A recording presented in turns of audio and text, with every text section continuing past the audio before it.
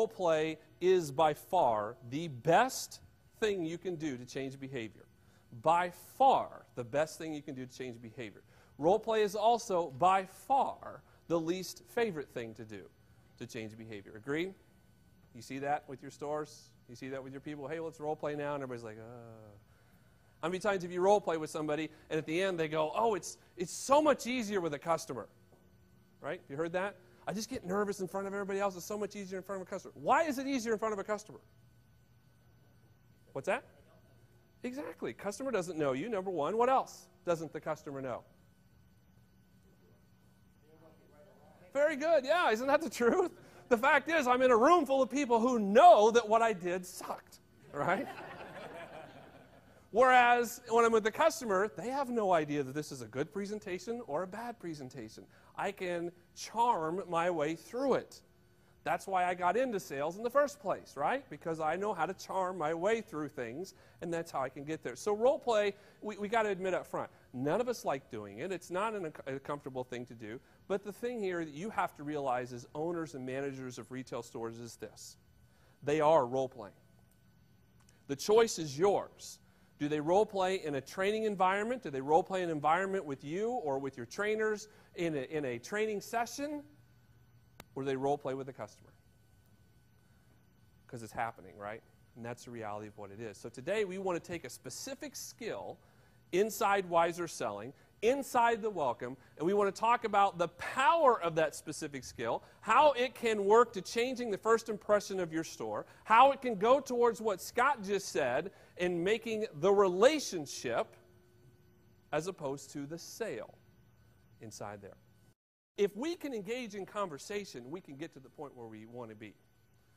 What percentage of the customers you're waiting on that are coming into your store for the first time are wearing the right size? Right? Isn't that the truth?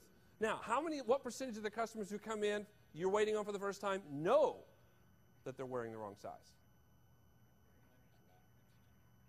Okay. Do they know they're wearing the wrong size when they walk in your store? No. We know that. They don't know that. They come in, and I'm a 9. Why? Because I'm the same height I was when I graduated high school, and I was a 9 when I graduated, right? That's the whole thing. That's what we are. That's how we equate and we do that. So we have to, in order to be able to fit them properly, in order to be able to build that relationship, we have to be able to engage in conversation with them. The best way to build a clientele is to change the size, isn't it? Isn't it? How many people there? The average shopper in our stores is 32 years old. 32-year-old person who's been shopping their entire life, who's been wearing the wrong size their entire life, finally found you. You got them in the right size. So what do they have to determine from that? There is no one else on the planet who gets it but you, because they've been everywhere. They've been shopping shoes and no one understood it. You were the first one that did. Explain it to them. That helps build a relationship. But I can't get to that point of the conversation without engaging in a conversation first, right? That's what I want to do. So welcoming messages is what we want to work on in this session this morning. How do we craft a welcome message? How do we build something that helps engage the customer in conversation as opposed to just saying, how are you? How's the weather? What are you looking for today? You know, the simple things is, hey, how can I help you? The simple things that come in the store. Wiser said, we're going to elevate it to a new level. We're not going to say, how can I help you when they walk in the door? We're going to try a more professional greeting. We're going to go back to what it was like when we wanted to build a relationship with somebody, and we're going to engage in conversation with them.